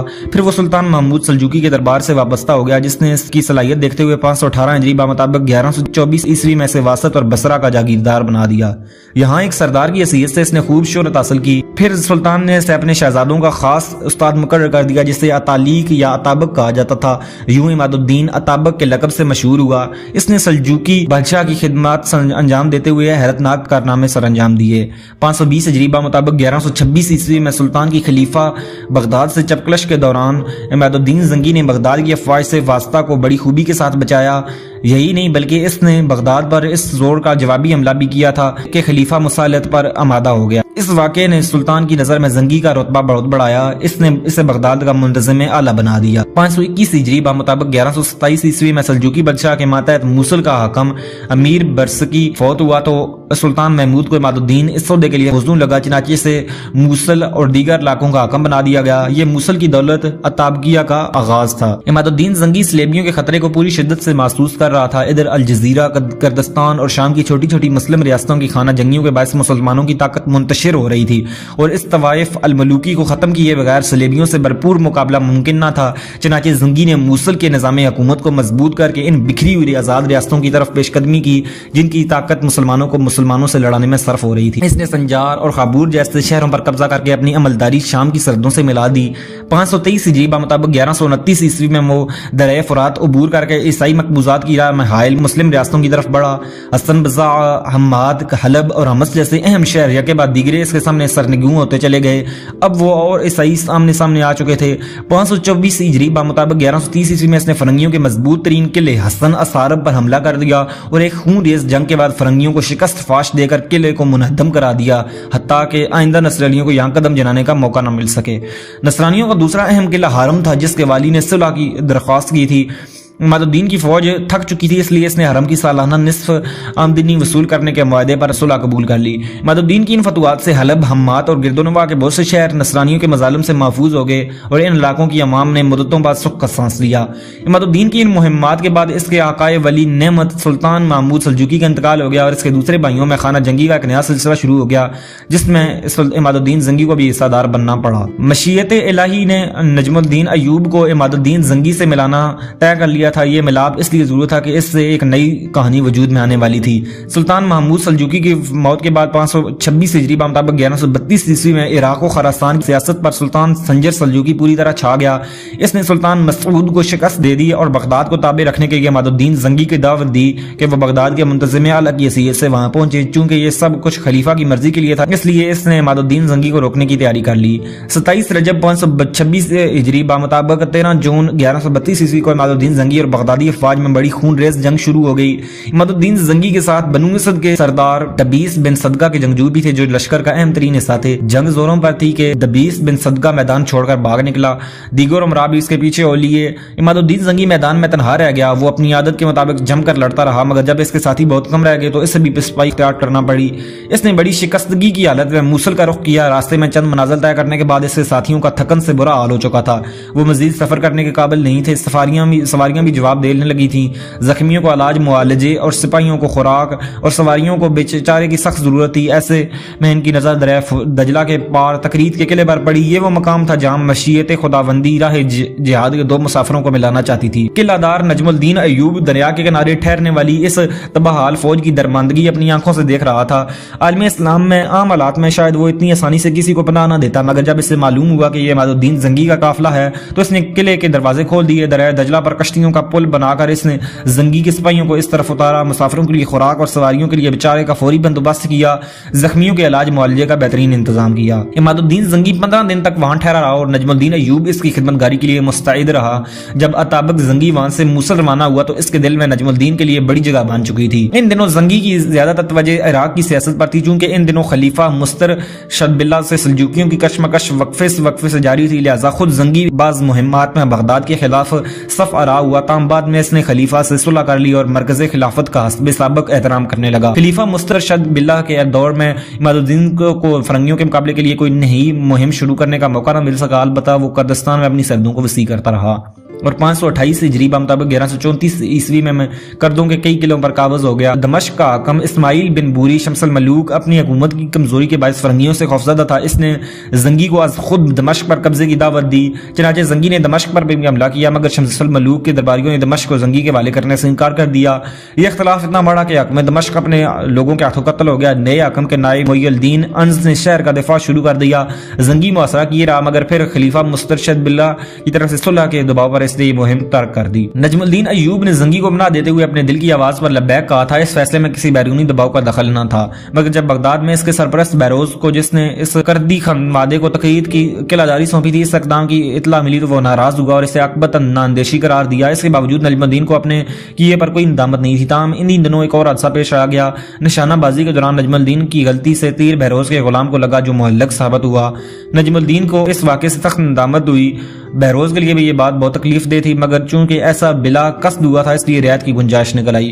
چونکہ تقدیر الہی میں اس کردی خاندان اور زنگی خانواده کے راستے ایک طے ہو چکے تھے، اس لیے کچھ عرصے بعد ایک ایسا واقعہ پیش آیا کہ نجم الدین کو سب کچھ چھوڑ چھاڑ کر موصل کی راہ اختیار کرنا پڑی۔ نجم الدین ایوب کے صبر و تحمل کے برعکس اس کے چھوٹے بھائی شیرکو میں جوش کا عنصر غالب تھا۔ ایک دن اس نے شہر کے کسی بدقماش افسر کو جان سے مار ڈالا۔ اس افسر نے کسی لڑکی کو چھیڑا تھا۔ لڑکی نے آ کر شیرکو سے فریاد کی۔ وہ غضبناک ہو کر اس افسر کی تلاش میں نکلا اور اسے نیزر کے وار سے ہی موقع پر ہلاک کر دیا۔ کہا جاتا ہے کہ مقتول نصرانی تھا اور اس نے شیرکو سے بےہودہ گوئی بھی کی تھی۔ اس دور میں مسلمانوں کے سیاسی و اخلاقی تنزل کے باوجود افسران تو کجا حاکم بھی عدالت کی گرفت سے آزاد نہیں تھے، اس لیے شیرکو کے ہاتھوں اس ماورائے عدالت قتل پر حکومت نے باز کی۔ خود نجم الدین ایوب اس معاملے میں اپنے بھائی سے ناراض تھا۔ اس نے خون بہا دینے میں بھی بھائی کی مدد سے انکار کر دیا اور اسے قید کر کے تمام صورتحال بغداد میں اپنے والی مجاہد الدین بیروز کو لکھ بھیجی۔ مجاہد الدین بیروز کو سخت رنج ہوا۔ اس نے جواباً لکھا، تمہارے باپ کا مجھ پر احسان ہے، اس لیے میں تم دونوں بھائیوں سے سخت برتاؤ کرنا پسند نہیں کرتا۔ تمہارے لیے بہتر یہ ہے کہ تختریت سے نکل جاؤ۔ 9 ماہ ہوئے کہ نجم الدین ایوب کی اہلیہ امید سے تھی۔ اس دوران اس نے ایک عجیب خواب دیکھا۔ کوئی کہہ رہا تھا، بلا شبہ تیرے شکم میں اللہ کی ایک تلوار ہے۔ ادھر نجم الدین ایوب اور اس کا بھائی اب تقریت سے نکل کر اپنی منزل کہیں اور تلاش کرنے پر مجبور ہو گئے تھے۔ وہ عہدوں سے معزولی کا حکمنامہ وصول کرنے کے بعد اپنا ساز و سامان لپیٹ کر نہایت دل شکستگی کے عالم میں کسی نامعلوم ٹھکانے کی طرف روانگی کی تیاری کر رہے تھے کہ انہیں خوشخبری ملی، گھر میں ایک بچے کی ولادت ہوئی تھی۔ عام حالات میں یہ یقینا سب کے چہروں کو خوشی سے گلزار کر دینے والی نوید تھی، مگر یہاں نجم الدین ایوب کا غم اس مسرت پر غالب تھا۔ اس کی سرکاری نوکری ختم ہو چکی تھی، منصب چھین لیا گیا تھا، سالہ سال کی کوشش اور محنت سے حاصل کردہ مقام خاک میں مل گیا تھا، خاندانی وقار پامال ہو چکا تھا۔ ایسے میں کوئی اچھی سے اچھی خبر بھی اسے خوش نہیں کر سکتی تھی۔ اس نے بڑی مایوسی کے عالم میں اس بچے کو اپنے لیے منحوس تصور کیا، جس کی آمد وجہ سے اپنے گھر سے بے گھر ہونا پڑ رہا تھا۔ ان پریشان کن حالات کا اظہار اس کے چہرے سے ہو رہا تھا۔ اس کی حالت دیکھ کر اس کے کاتب نے کہا، اجازت ہو تو کچھ عرض کروں؟ نجم الدین نے اس بات میں جواب دیا تو وہ بولا، معلوم ہوتا ہے آپ اس بچے کی ولادت کو نامبارک تصور کر رہے ہیں، مگر جو ہوا اس میں بچے کا کیا قصور ہے؟ تو اللہ کی تقدیر تھی، اور یہ بھی ہو سکتا ہے کہ بچہ کل ایک بہت بڑا بادشاہ بن جائے جس کی ساری دنیا میں شہرت ہو۔ غمزدہ نجم الدین ایوب اس بہلاوے سے کہاں بیل تھا۔ اس نے اس جملے کو محض ایک مذاق خیال کیا، البتہ اب اسے بچے پر پیار آنے لگا۔ غیب کا علم اللہ کے سوا کسی کو نہیں، اس کے سوا کون جاتا تھا کہ اس بچے کو دنیا کی تاریخ کے چند عظیم الشان فاتحین کی صف میں جگہ ملنے والی ہے۔ کسے خبر تھی کہ یہ اسلام کا وہ سپوت ثابت ہوگا جس کے کارناموں پر مسلمان ہمیشہ فخر کریں گے؟ یہ ایسا بادشاہ ہوگا جس کی شہرت تا قیامت رہے گی۔ تقریت کے قلعے کی سنگین وادیوں میں جنم لینے والے اس نومولود بچے کا نام یوسف رکھا گیا۔ یہی مستقبل کا صلاح الدین ایوبی تھا، جس کے نام سے اس کے پورے خاندانوں اور ملت اسلامیہ کی تاریخ چمکنے والی تھی۔ یہ واقعہ 532 ہجری بمطابق 1138 عیسوی کا ہے۔ نجم الدین ایوب کو علم ہوتا کہ وہ کس فرزند کا باپ بنا ہے تو یقیناً اس کا رنج و غم، مسرت و شادمانی کی انتہا میں تبدیل ہو جاتا، مگر ہر انسان کی طرح وہ بھی کل سے ناواقف تھا۔ وہ صرف آج کو دیکھ رہا تھا جس میں اس کے لیے کانٹے ہی کانٹے تھے۔ تقریت سے نکلتے ہوئے نجم الدین ایوب کو عماد الدین زنگی کے سوا اور کوئی سہارا نظر نہیں آ رہا تھا۔ اسے امید تھی کہ اطابق زنگی جس کی بلند ہمتی کا شروع سے گرویدہ تھا اسے نہیں بھولا ہوگا۔ یہ دور عماد الدین زنگی کے عروج کا تھا۔ ہر زبان اس کی شرافت، دلیری اور عدل و انصاف کا اعتراف کر رہی تھی۔ اس نے اپنا نظام حکومت اس خوبی سے چلایا کہ نظام الملوک توسی دور کی یاد تازہ ہو گئی۔ اس کے فرنگیوں کے خلاف جہادی کارنامے لوگوں میں مشہور تھے۔ حقیقت یہ ہے کہ اس نے برسوں بعد عالم اسلام کو جہاد کا بھولا ہوا سبق یاد دلایا تھا، نصرانیوں کی وہ طاقت جس سے مسلمانوں کے انتشار نے ناقابل شکست بنا دیا تھا۔ عماد الدین زنگی کے پے در پہ حملوں سے اپنا سابقہ رعب و दबदबा खोने लगी थी। नजम उल-दीन अय्यूब जब इमादुद्दीन जंगी के यहाँ पहुंचा तो वक्त का ये शाहीन सिफ्त मुजाहिद शाम से नसरानियों को मुकम्मल तौर पर बेदखल करने की तैयारियां कर रहा था। इसने नजम उल-दीन अय्यूब जैसे काबिल इंसान की आमद पर खुशी का इजहार किया और इसे फौज में मौजू ओहदा और जागीर इनायत की। इमादुद्दीन जंगी ने आइंदा चंद सालों में शाम के इस्ताई मकबूजात और वहाँ के मिलत फराश मुसलमान हुक्मरानों के खिलाफ जबरदस्त मुहिम्मात अंजाम दी। जुल्हिज्जा 533 हिजरी मुताबिक 1137 ईस्वी में इसने बालबक का मशहूर किला भी नसरानियों के हलीफ मुस्लिम हुक्मरान से छीन लिया। किले पर कब्जा करने के बाद मूसल की फौज के अफसरान इन दुश्मन उमरा को सूली देने लगे जो इनके नजदीक नाकाबिले माफी थी। आमतौर पर जंगी अपने मुखालिफिन से इतना सख्त सलूक नहीं करता था, मगर बालबक के उमरा ने किले पर इस अफवाज के कब्जे से कबल शहर के मालूमता और साजो सामान के तमाम ज़खायर तबाह कर दिए थे ताकि हरीफ का कोई माली फायदा न हो। इसलिए जंगी ने बरा फरोख्ता होकर इसकी हरकत के जिम्मेदारों को सजाए मौत सुना दी थी और अब ये कैदी सूले के सामने खड़े थे। इनमें से एक खूबसूरत सन रसीदा अमीर भी अपने लड़के के साथ सजा का मुंतजिर था। लड़के को उसने जमाल चांद को शर्माता था। जब इसकी बारी आई तो इसके बूढ़े बाप ने आगे बढ़कर जंगी के सालार अमीर या गसानी से कहा, तुम्हें तुम्हारे आका जंगी के वास्ता इससे पहले मुझे सूली दे दो ताकि मैं अपने बच्चे को अपनी आंखों के सामने दम तोड़ता ना देखूं। ये कहकर वो रोने लगा। नजमुद्दीन अय्यूब मूसल के एक फौज के अफसर की हैसियत से वहां मौजूद था। वो ये दर्द माना जुमला सुनकर तड़प उठा। इसकी आंखें भर आईं। चूंकि सूली देने का जिम्मेदार अमीर या गबसानी था, लिहाजा नजमुद्दीन ने इस कदी की सिफारिश करते हुए इसे कहा कि इस बेचारे को रिहा कर दिया जाए। अमीर ने कहा, यह मेरे इख्तियार में नहीं, मैं आका के हुक्म पर अमल कर रहा हूँ, हुकूमत दूली से डरता हूँ। बेचैन नजमुद्दीन अय्यूब जंगी के पास जा पहुंचा। उसे ये किस्सा सुनाकर कैदी बाप बेटे की रिहाई की दरख्वास्त की। जंगी इतना मुतासर हुआ कि इसने तमाम कैदियों को आजाद कर देने का हुक्म दिया और साथ ही नजमुद्दीन की शराफत और अहमदिली से खुश होकर इसे बालबक जागीर के तौर पर दे दिया। बालबक लबनान का एक तारीखी शहर है। यहाँ कदीम मज़ाहिब के इबादत खाने और बुलंदो बाला सतूनों पर ऐसा अजीब व गरीब मोहल्लात इंसानों को सदियों पुराने दौर में ले जाते थे। मकामी लोगों के मुताबिक इन मोहल्लात में से एक हज़रत सुलेमान अलैहिस्सलाम का तामीर करता था। हज़रत इलियास अलैहिस्सलाम की कब्र भी इसी शहर में बताई जाती थी। दमश्क से हमस जाने वाली शहरा की वजह से इसकी अस्करी हैसियत भी गैर मामूली थी। मौसम के लिहाज से ये शाम का सरतरीन इलाका है जो सतह समंदर से 3700 फुट बुलंद है। इसकी आबादी एक मजबूत फसील से घिरी हुई है जिसके मगरबी कोने में पर बालबक का तारीखी किला था। शहर के अतराफ में मीलों दूर तक सरसब्ज खेतों और खुशनुमा नखलिस्तानों का सिलसिला था जिन्हें लबनान के पहाड़ों से निकलने वाला चश्मा रासुल ऐन सैराब करता था। इधर इमादुद्दीन जंगी नसरानियों से फैसला कुन जंग करने के लिए दमश्क पर कब्जा करना जरूरी समझता था जो बालबक से सिर्फ 36 मील के फासले पर था। इसका हाकम नसरानियों का हलीफ था। जंगी के नजदीक इसके वजूद नसरानियों से कम खतरनाक नहीं था। जंगी इससे पहले भी दमश्क पर जोर आजमाई कर चुका था मगर इसकी मुहिम नाकामी का शिकार हुई थी। तहम बालबक जैसे मजबूत किले को अपनी आखिरी सरहद बनाने के बाद वो किसी भी मुनासिब मौका से फायदा उठाकर दमश्क पर अचानक हमला कर सकता था। 534 हिजरी मुताबिक 1140 ईस्वी में इमादुद्दीन को दमश्क के हाकम जमालुद्दीन की मौत की खबर मिली। दमश्क में थोड़ी मदद में कई हाकम तब्दील हुए थे। ताजुल मलूक ने 526 हिजरी तक, शमसुल मलूक इस्माइल ने 529 हिजरी तक और महमूद शहाबुद्दीन ने 533 हिजरी तक हुकूमत की थी। इसके बाद जमालुद्दीन मोहम्मद अपनी हुकूमत के पहले सारी फौत हो गया। जंगी को यूं ही इसकी मौत का पता चला इसने उसी वक्त दमश्क का मुआसरा कर लिया मगर जमालुद्दीन के बेटे मुजीरुद्दीन ने अपने बाप की मसनद पर बैठते ही जंगी से मुकाबले के लिए ईसाई किलेदारों को मदद के लिए बुला लिया। जंगी ने नसरानियों की आमद की इतला पाकर मुआसरा उठा लिया और इस तरह ये मुहिम भी कामयाब न हो सकी। इसी साल इसने दोबारा दमश्क पर हमला किया मगर ये कोशिश भी नाकाम रही।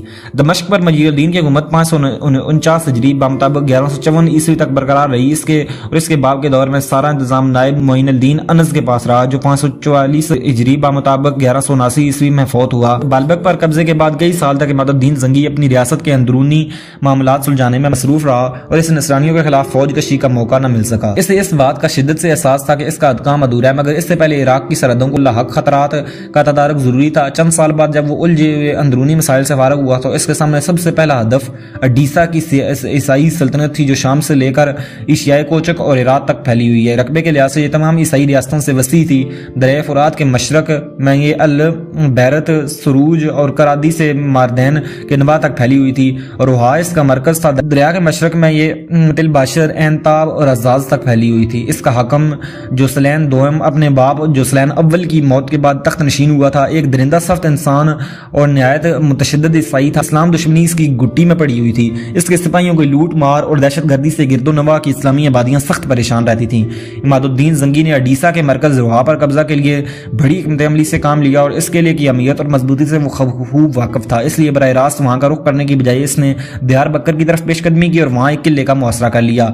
जोसलीन जो कि इमादुद्दीन की फौज की नकलो हरकत की खबर सुनकर परेशान हो गया था, ये देखकर बेफिक्र हो गया कि मुसलमान फौज कर्दस्तान की तरफ निकल गई है। अब वो रोहा को छोड़कर तफरीह के लिए अपनी जागीर تل باشر چلا گیا۔ جاسوسوں نے فوراً یہ اطلاع زنگی کو پہنچائی اور وہ بجلی کی طرح کردستان سے روحا کی فصیلوں کے سامنے آن پہنچا۔ زنگی نے فوج کی ہمت بڑھانے کے لیے اعلان کیا، میرے ساتھ دسترخوان پر کھانا صرف وہ کھائے گا جو قلعے کے دروازے پر حملہ کرنے میں میرے ساتھ ہوگا۔ سپاہی زنگی کے حملے کی تیزی سے خوب واقف تھے، چنانچہ جانتے تھے کہ امیر کے شانہ بشانہ حملہ آور ہونا ہنسی کھیل نہیں، اس لیے سب چپ رہے۔ صرف ایک امیر اور ایک لڑکے نے ساتھ دینے کا وعدہ کیا۔ کسی نے لڑکے کو جھڑکا کے تیرا واقعہ کہا، زنگی نے ٹوک کر کہا رہنے دو، باخدا مجھے اس کے چہرے پر لکھا نظر آ رہا ہے کہ یہ پیچھے رہنے والا نہیں۔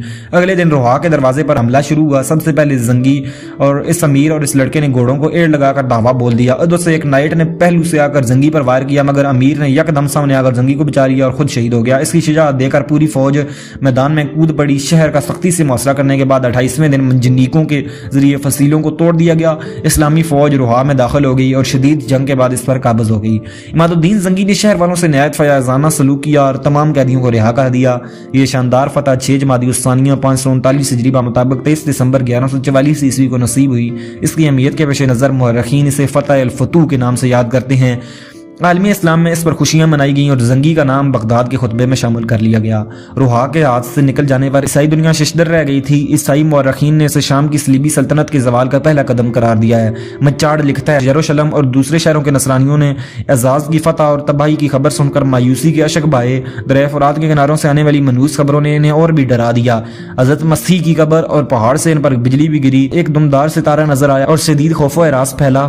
مشرق کے نصرانیوں نے یقین کر لیا کہ آسمان کا مخالف ہو گیا اور ان پر ہیبت ناک مصائب کو آنے کو ہیں۔ اس شکست سے مضطرب ہو کر پادریوں نے ایک نئی صلیبی جنگ برپا کرنے کے لیے جوشیلی تقریریں شروع کر دیں۔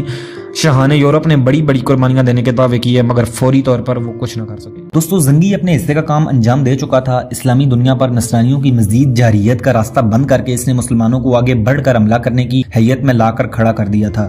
60 سال کے تھکے ماندے جسم کو اب آرام کی ضرورت تھی، پھر بھی راحت و آرام کا لفظ اس کے لیے اجنبی تھا۔ نصرانیوں کو ایک شدید دھچکا پہنچانے کے بعد وہ اندرونی مہمات کی طرف متوجہ ہو گیا۔ 5 ربیع الثانی 541 ہجری بمطابق 13 ستمبر 1146 عیسوی کی شام وہ ابر کے قلعے کا محاصرہ کیے ہوئے تھا کہ اچانک چند غدار غلاموں نے اس کے خیمے میں داخل ہو کر اسے شہید کر دیا۔ زنگی کی شہادت نے مسلمانوں کو جس قدر بے چین کیا، عیسائی اتنے ہی خوش ہوئے۔ مچاڑ کے بقول اس کی موت کی خبر سے نصرانیوں نے اپنی شکستوں کا غم دور کیا اور اس قدر خوشی کا اظہار کیا گویا مسلمانوں کی ساری طاقت یک بارگی زمین بوس ہو گئی ہے۔ عماد الدین زنگی بہت بڑا بہادر، شریف اور جنگجو انسان تھا۔ اس کی ہیبت کا یہ عالم تھا کہ وہ ایک دن ایک سپاہی اپنی ذمہ داری سے غافل ہو کر سو گیا۔ آنکھ کھلی تو زنگی کو سر پر کھڑے پایا۔ جو ہی اس کی نگاہیں اس شیر نر سے چار ہوئیں، خوف کے مارے وہیں دم توڑ گیا۔ زنگی جو ایک معمولی سپاہی تھا، اپنی اولاد کے لیے ایک وسیع ملک چھوڑ گیا تھا۔ اس نے مسلمانوں کے لیے القدس کی آزادی کی راہ ہموار کی تھی۔ عماد الدین زنگی کی موت کی خبر نے بالبک کے در و دیوار بھی ہلا ڈالے۔ نجم الدین ایوب اس کے عواقب سے بے خبر نہ تھا۔ اپنے اندازے کے عین مطابق اس نے دیکھا کہ اتابک زنگی کی سلطنت فوراً 2 حصوں میں تقسیم ہو گئی ہے۔ علب سمیت شام کے صوبے اس کے چھوٹے بیٹے نور الدین محمود زنگی کے پاس آ گئے، جبکہ موصل میں اس کا بڑا بیٹا سیف الدین غازی مستقل حکومت کا دعوے دار بن گیا۔ ان دونوں میں اقتدار کی کشمکش کے دوران موقع پا کر دمشق کے حکمران نے بالبک کا محاصرہ کر لیا۔ نجم الدین نے اپنے آقا زادوں سے کمک طلب کی، مگر کوئی جواب نہ ملا۔ نجم الدین ایوب کو اتابک زنگی کی موت کا شدید ملال تھا، سو اس کے بیٹوں میں تقسیم شدہ سلطنت سے اس کا کوئی خاص لگاؤ نہ تھا۔ وہ یہ بھی جانتا تھا کہ بالبک کے لیے کسی کمک کا انتظار بے سود ہے، لیکن کیونکہ اتابک زنگی کے جانشینوں کو باہم محاذہ رئی سے قطعاً فرصت نہیں تھی، چنانچہ اس نے مسلمانوں کو کشت خون سے بچانے کی خاطر بالبک حاکم دمشق کے حوالے کر دیا اور اس کے بدلے اس نے دمشق میں ایک مکان اور نواحی شہر میں 10 دیہاتوں کی جاگیر حاصل کر لی۔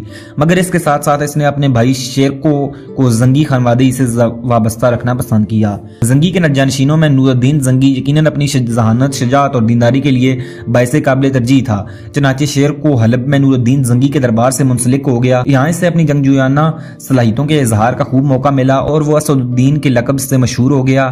وہ خوش قسمت تھا کہ اسے نور الدین زنگی جیسا بلند و حوصلہ قائد نصیب ہوا تھا، جو مردم شناس بھی تھا اور بہادروں کا قدردان بھی تھا۔ نور الدین سچ مچ مجاہد فی سبیل اللہ تھا۔ 541 ہجری مطابق 1146 عیسوی میں اپنے باپ کے قتل کے بعد سے لے کر اپنی موت تک وہ مسلسل نصرانیوں سے معرکوں میں مشغول رہا۔ سب سے پہلے اسے روحا کی بازیابی کے لیے جانا پڑا۔ ہوا یہ تھا کہ روحا کے سابق حاکم کاؤنٹ جوسلین دوئم نے عماد الدین زنگی کے موت کے بعد موقع پا کر مقامی ارمینی بادشاہوں کو، جو کہ مذہباً عیسائی تھے، مسلمانوں کے خلاف بغاوت پر آمادہ کر لیا۔ ان سے گٹھ جوڑ کر کے وہ باقاعدہ فوج کے ساتھ روحا پر حملہ آور ہوا اور نومبر 1146 عیسوی میں بڑی آسانی سے شہر پر قابض ہو گیا۔ تاہم شہر کے مسلمان قلعوں میں مستور ہو گئے جسے جوسلین فتح نہ کر سکا۔ نور الدین نے یہ اطلاع پاتے ہی حلب سے روحا کی طرف پیش قدمی کی اور شہر کا محاصرہ کر لیا۔ اس طرح جوسلین کی فوج قلعے کے مسلمانوں اور نور الدین کے سپاہیوں کے درمیان محصور ہو گئی۔ ایک رات نصرانیوں نے جان بچانے کے لیے شہر کے دروازے کھول دیے اور سر پر پاؤں رکھ کر بھاگ کھڑے ہوئے، مگر قلعے کی فوج نے تعاقب کیا اور نور الدین کے لشکر نے بھی سامنے سے انہیں گھیر گھیر کر مارا۔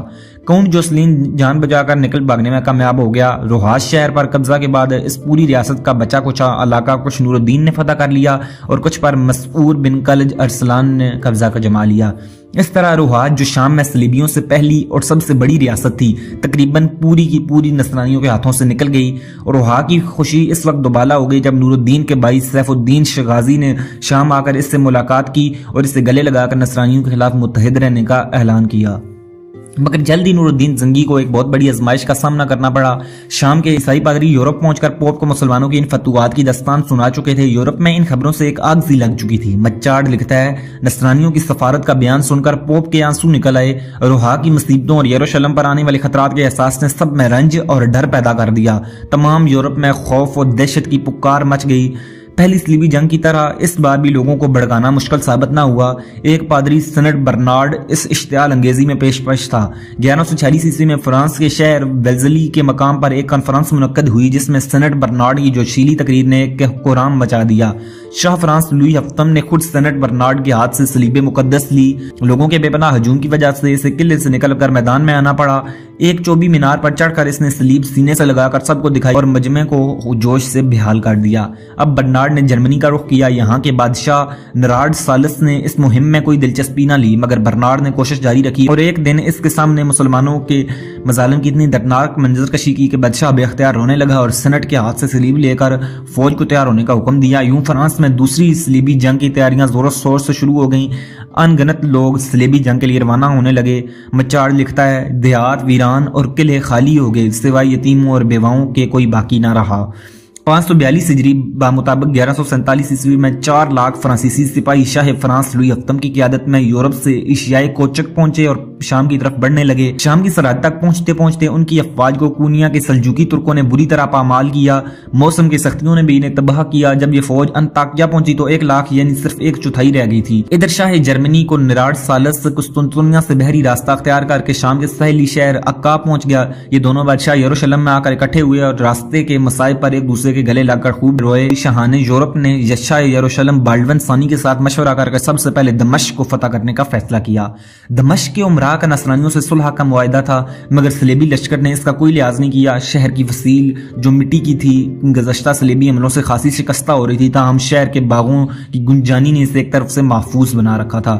بہرحال صلیبی لشکر نے دمشق کا سختی سے محاصرہ کر لیا۔ دمشق کے سالاروں میں نجم الدین ایوب بھی شامل تھا جس نے نہایت پامردی سے شہر کا دفاع کیا۔ عمرائے شہر نے بھی بڑے تدبر کا مظاہرہ کیا۔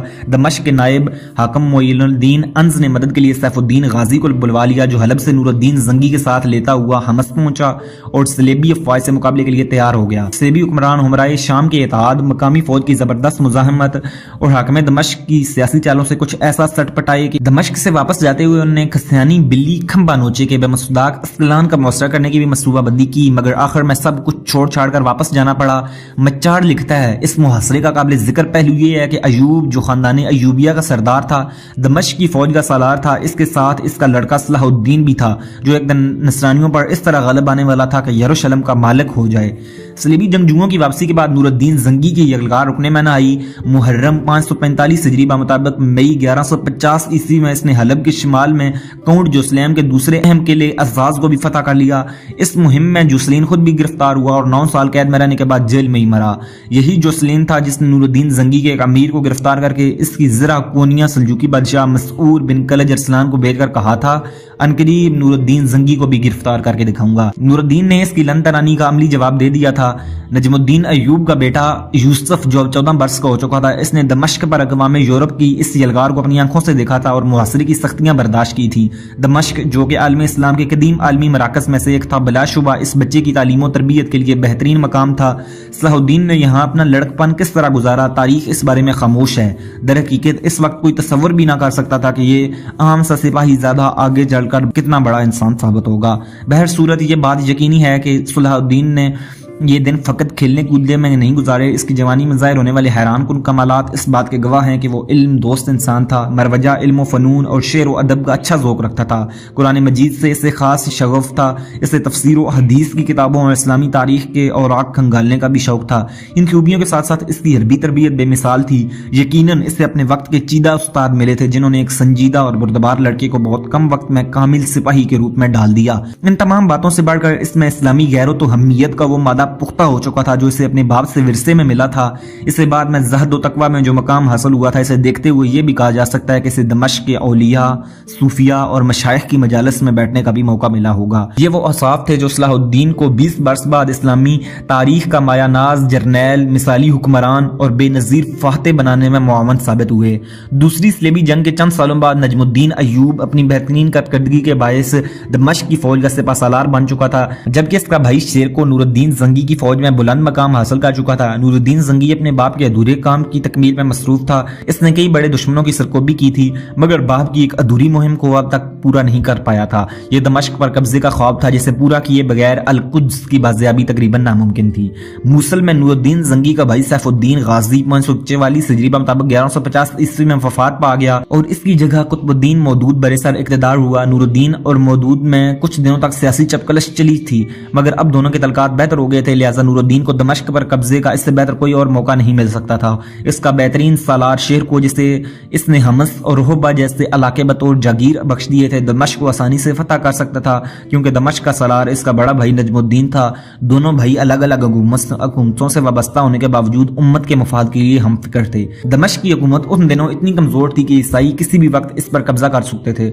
اگرچہ ضابطے کے طور پر دمشق کے حاکم نے اپنے بچاؤ کے لیے فرنگیوں سے صلح کر رکھی تھی مگر اس کے باوجود آس پاس کے علاقوں پر ان کی لوٹ مار کا سلسلہ جاری تھا۔ اگر نجم الدین ایوب جیسا بیدار سالار نہ ہوتا تو فرنگی ان تمام علاقوں کو تاراج کر ڈالتے، مگر نجم الدین نہایت ہوشیاری سے دمشق، بالبک اور دیگر مہلکہ آبادیوں کی مدافعت کرتا رہا۔ 546 ہجری مطابق 1151 عیسوی کے موسم سرما میں جبکہ وہ بالبک میں تھا، اسے فرنگیوں کی ایسی لوٹ مار کی اطلاع ملی۔ اس نے بڑے بیٹے شمس الدولہ توران شاہ کو بھیج کر ان ظالموں سے مسلمان قیدیوں کو آزاد کرایا۔ اپنے دوسرے بیٹے صلاح الدین یوسف کو اس نے اسی سال شیرکو کے پاس حلب بھیج کر سلطان نور الدین کے دربار سے وابستہ کر دیا تھا۔ یہ صلاح الدین اور نور الدین کے تعلقات کا نقطۂ آغاز تھا۔ نجم الدین کے خاندان سے ان تعلقات کا فائدہ اٹھاتے ہوئے سفر 549 ہجری مطابق اپریل 1154 عیسوی میں نور الدین زنگی نے دمشق کا محاصرہ کر لیا۔ حاکم دمشق مجیر الدین میں مزاحمت کی طاقت نہیں رہی تھی۔ اس کا نائب معین انز جو نہایت ہوشیاری سے نظام حکومت چلاتا رہا تھا 5 سال پہلے فوت ہو چکا تھا۔ نور الدین نے شیرکو کے ذریعے نجم الدین ایوب سے مذاکرات کیے۔ دونوں بھائی اس بات پر متفق ہو گئے کہ مسلمانوں کے وسیع تر مفاد میں دمشق کو نور الدین زنگی کے حوالے کر دینا بہتر ہے، چنانچہ چند دنوں کے اندر دمشق پر نور الدین زنگی کا قبضہ مکمل ہو گیا۔ دمشق پر نور الدین زنگی کا قبضہ اس لیے بھی ضروری تھا کہ مصر اور شام کے درمیان اہم ترین مورچہ اسکلان صرف 1 برس پہلے نصرانیوں کے قبضے میں آ چکا تھا اور گرد و نواح کے تمام اسلامی شہر بالکل غیر محفوظ تھے، مگر اب دمشق میں نور الدین کے ہوتے ہوئے وہ آگے بڑھنے کی جرت نہیں کر سکتے تھے۔ نور الدین زنگی کے دمشق پر قبضے کے بعد دربار زنگی میں نجم الدین ایوب کا مرتبہ اپنے بھائی شیرکو سے بھی بڑھ گیا۔ ایوب کا بڑا لڑکا توران شاہ دمشق کا کوتوال مقرر کر دیا گیا تھا۔ کئی سال بعد نور الدین زنگی نے نجم الدین ایوب کے دوسرے بیٹے یوسف کی صلاحیتوں کا اندازہ لگاتے ہوئے یہ عہدہ سے سونپ دیا تھا۔ کوتوالے شہر کی کرسی پر بیٹھتے ہوئے اس کی عمر 20 سال کے لگ بھگ تھی۔ ارکلا نامی ایک شاعر اس کا دوست تھا۔ اس کے کوتوال بننے پر اس نے جو اشعار کہے تھے میں ان کا ترجمہ آپ کو بتا دیتا ہوں۔ شام کے چوروں گناہوں سے توبہ کر لو، سزا اور بیڑیاں تمہارے گناہوں کا کفارہ بن جائیں گی۔ اگر تمہارے خیال میں شر و فساد ہی سے تمہاری اصلاح ہو سکتی ہے تو اب محترم صلاح الدین تمہارے فساد کا بدلہ دینے آ گئے ہیں۔ اس کے علاوہ اس نے یہ اشعار بھی کہے تھے کہ شام کے چوروں باز آ جاؤ، میں تمہاری خیر خواہی کی بات کر رہا ہوں۔ تم پیغمبر کے اس ہم نام یوسف سے بچ کر رہنا جو عقل اور حسن کا مالک ہے۔ وہ یوسف علیہ السلام تو عورتوں کے ہاتھ قطع کرتے تھے، یہ مردوں کے ہاتھ کاٹا کرتا ہے۔ صلاح الدین نے کچھ مدت بعد خوش اسلوبی سے کوتوالی اور دیوان مرکزی دفتر کے فرائض انجام دیے، مگر پھر دیوان کے منتظم ابو سالم حمام سے اس کا کسی مسئلے پر اختلاف ہو گیا۔ صلاح الدین نے اس قضیے سے بددل ہو کر دمشق چھوڑ دیا اور نور الدین زنگی کے پاس حلب چلا گیا۔ زنگی نے ابو سالم کو قصوروار ٹھہرایا اور اس کی داڑھی منڈوا کر پورے دمشق میں گشت کروایا، جبکہ صلاح الدین کو مستقل طور پر اپنے دربار سے وابستہ کر کے خواص میں جگہ دی۔ مورخ ابن ابی تیر کہتا ہے کہ نور الدین سفر و حضر ہر موقع پر صلاح الدین کو ساتھ رکھا کرتا تھا۔ صلاح الدین کی زندگی کا ایک یادگار واقعہ 552 ہجری مطابق 1157 عیسوی میں شام کے شہر حمات میں پیش آیا تھا۔ وہ اور نور الدین زنگی غلام عبید جو حمات میں استعمال کی نقل و حمل پر مامور تھا کسی اہم ذمہ داری کے سلسلے میں وہاں ٹھہرے ہوئے تھے کہ زبردست زلزلہ آیا جس سے پورا حمات شہر تباہ ہو گیا۔ تاہم وہ مکان جس میں صلاح الدین اور عبید تھے بالکل محفوظ رہا۔ ظاہر ہے اس وقت کون تصور کر سکتا تھا کہ قدرت خداوندی نے صلاح الدین کو کس عظیم کام کے لیے بچا کر رکھنا طے کیا ہوا ہے۔ تاہم صلاح الدین کے مدح خواہ شاعر ارکلا نے اس بارے میں ضرور یہ کہا تھا، جس کا ترجمہ ہے کہ محفل کے صدر صلاح الدین سے کہو کہ غلام کو اس کے سامان سمیت ہر جگہ پہنچا دو جہاں جانے کا اسے ارمان ہو، کیونکہ جب تم نے ایک دوسرے کے ساتھ نبھایا تو اللہ نے تمہیں زلزلے سے محفوظ رکھا۔ اس واقعے کے 2 سال بعد موصل کے کسی شخص نے مقامی بزرگ شیخ عمر ملا کو کہا، رات میں نے خواب دیکھا کہ ایک اجنبی سرزمین خنزیروں سے بری ہے، ایک شمشیر زن نے مارتا کاٹتا چلا جا رہا ہے، لوگ یہ منظر دیکھ رہے ہیں۔ میں نے پوچھا یہ کون ہے؟ حضرت عیسیٰ علیہ السلام ہیں یا مہدی؟ جواب ملا یہ یوسف ہے۔ علماء نے تعبیر دی کہ عنقریب یوسف نامی کوئی شخصیت نصرانیوں کو قلعہ کما کر دے گی۔ عام خیال تھا کہ خواب کا یہ اشارہ کسی عباسی خلیفہ کا ہے جو اسی سال مسند خلافت پر بیٹھا ہوا تھا۔ کسی کے وہم و گمان میں بھی نہ تھا کہ یہ سعادت حلب کے 24 سالہ یوسف کے نصیب میں لکھی ہے جو ابھی ایک عام سرکاری افسر ہے۔ زنگی کو چوگان کا بے حد شوق تھا، وہ جہاد کی نیت سے یہ کھیل باقاعدگی سے کھیلتا اور کھلاڑیوں کی حوصلہ افزائی کرتا۔ بعض اوقات رات کو شمعوں کی روشنی میں بھی چوگان کا مقابلہ منعقد کیا جاتا۔ صلاح الدین اور اس کا باپ نجم الدین دونوں اس کھیل کے ماہر تھے، اس لیے زنگی کے ہاں قدرتی طور پر ان کی قدر و منزلت بڑھ گئی۔ زنگی کے ساتھ صلاح الدین کی زندگی کے 11-12 سال ہوا کے جھونکے کی مانند گزر گئے۔ اس مرد انسان شناس نے صلاح الدین کی کارکردگی سے متاثر ہو کر 563 ہجری کے مطابق 1167 عیسوی میں اسے حلب اور کفرتاب میں جاگیریں بھی عطا کر دیں۔ یہی سال تھا جب زنگی اور صلاح الدین دونوں چوگان کھیل رہے تھے کہ صلاح الدین کا گھوڑا پھسل کر گر پڑا اور وہ زخمی ہو گیا۔ کاتب اماد اصفہانی نے اس موقع پر صلاح الدین کے لیے چند تعزیتی اشعار بھی کہے تھے۔